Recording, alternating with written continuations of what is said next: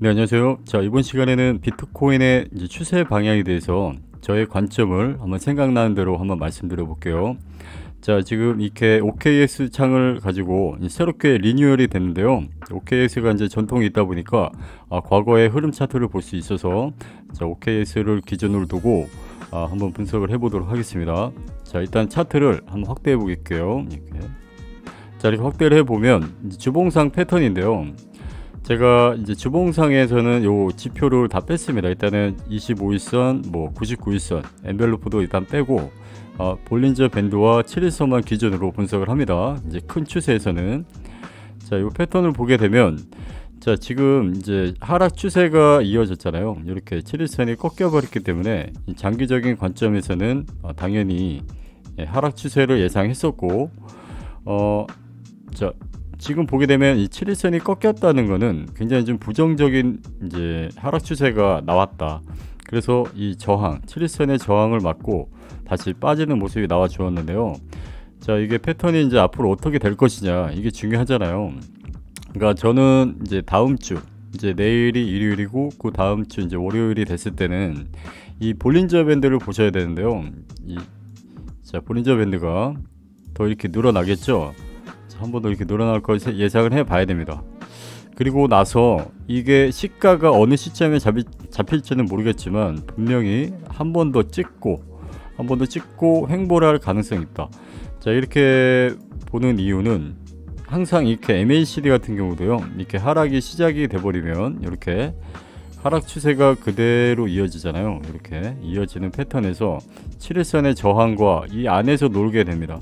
그러니까 요 장기적인 시간을 버텨야 되는데, 만약에 반등을 한다고 했을 때는 이 볼린저 밴드 안에서 들어오고 그 안에서 한 번 더 찍고, 저는 이 7일선이 루즈해질 때까지 기다려야 된다. 요런 패턴이겠죠. 요 패턴까지는 이 볼린저 밴드가 올라오려면 어느 정도 요렇게 요 패턴처럼 움직여 줘야 되는데, 분명히 7일선과 이 볼린저 하단 쪽에 이 상하단을 이제 반복하지 않을까, 요런 패턴으로 움직일 수가 있겠죠. 그러다가 강력하게 돌파가 되는 요 시점과, 자, MACD 같은 경우에도 이제 하락이 멈추고 자연스럽게 올라오는 시점에 맞춰서 시기가 반등이 나올 가능성이 요때쯤 되지 않을까. 그래서 당장에 급하게 급등을 하기에는 힘든 패턴이 됐다, 이렇게 볼 수가 있습니다. 그래서 요 패턴을 보게 되면 요 정도 패턴을 좀 기다려야 되지 않을까, 저는 이렇게 보고 있습니다. 그래서 이 7일선의 저항이 다시 어느 시점에서 바닥을 찍고 반등이 나와도 분명히 이 저항을 맞고 다시 한번 빠질 가능성이 있다. 그리고 요 간격을 보게 되면요, 가격 차이가 굉장히 크기 때문에 저배율로 이렇게 선물 기준으로 한다고 했을 때는 저배율 기준으로 강력하게 이렇게 청산이 되지 않도록 넉넉해야 되겠죠.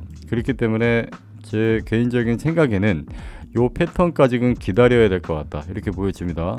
요렇게 루즈해질 때까지 볼린저 밴드, 그래서 이 안에서 놀다가 돌파하는 시점부터는 다시 MACD도 올라오면서 다시 올라오는 시작점이 나오겠죠. 요렇게 요 패턴이 나올 때까지는 당장의 큰 상승은 좀 힘들지 않을까, 이렇게 보고 있습니다.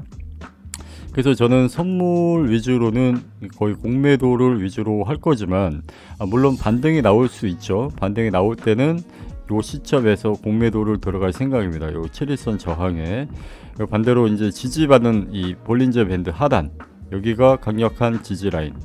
그러니까 저는 원래 며칠 전에 미리 이런 영상을 남겨드리려고 했는데 시간이 좀 없어서 빠르게 못 남겨서 죄송하고요.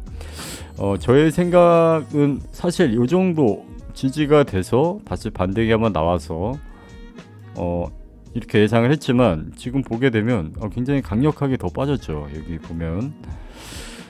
그래서 지금 시기가 굉장히 좀 어려운 것 같고, 이게 조금만 극복을 하면 될 것 같은데, 요 한 8주 정도를 아마 횡보를 할 가능성이 있지 않을까. 근데 반대로 이게 더 크게 빠질 가능성도 있어요. 만약에 여기서 이 볼린저 밴드 하단을 이탈을 해서 이 강력한 요 지지 라인, 이전 지지 라인을 이 지지 라인을 깨버리게 되는 이제 음봉 캔들이 나온다고 했을 때는 추가 하락이 더 예상이 되겠죠. 자, 이렇게 되면은 굉장히 좀 힘들어질 것 같은데 저의 생각에는 이런 패턴까지는 나오지 않지 않을까 이렇게 보고 있습니다. 그래서 이 볼린저 이 하단 쪽을 지지하는 이 라인에서만 이제 매수를 들어갈 생각입니다. 계속. 그리고 반등이 나온다고 하면 최대치는 이 7일선의 저항이 될 것 같다. 이렇게 움직일 거를 저는 예상을 해보기 때문에 이 관점을 말씀드리고 싶었고요. 그러니까 이렇게 너무 잦은 매매를 할 필요는 없겠죠. 저배율로 저점이 올 때는 한번 다시 받아보고, 이게 다음 주에는 한 번 더 이렇게 더 벌어질 가능성이 있기 때문에 벌어진다고 하면은 이 32,000이나 33,000대를 한 번 더 찍을 가능성이 있어 보인다. 그래서 그거에 대한 대응을 조금 할 필요가 있겠다 이렇게 보여집니다. 그리고 이제 분석 영상은 이렇게 마무리하고요. 이렇게 OKX 같은 경우에 새롭게 리뉴얼이 됐습니다. 리뉴얼이 되고 사용 방식은 전에랑 같기 때문에 굉장히 이용하기 괜찮고, 자, 이렇게 보게 되면 OKX가 새롭게 또 이렇게 보게 되면 점프 스타트라고 있는데요. 자, 이게 이제 우리가 이제 흔히 알고 있는 런치패드처럼 이제 OKB라는 자체 거래소 토큰을 보유할 시 이렇게 신규 상장 코인에 투자를 할 수가 있다는 얘기입니다. 그렇기 때문에 점프 스타트가 이번에 나오게 되면은 굉장히 좋은 혜택이 있지 않을까. 자, 이렇게 보여집니다. 마무리는 이렇게 하고요.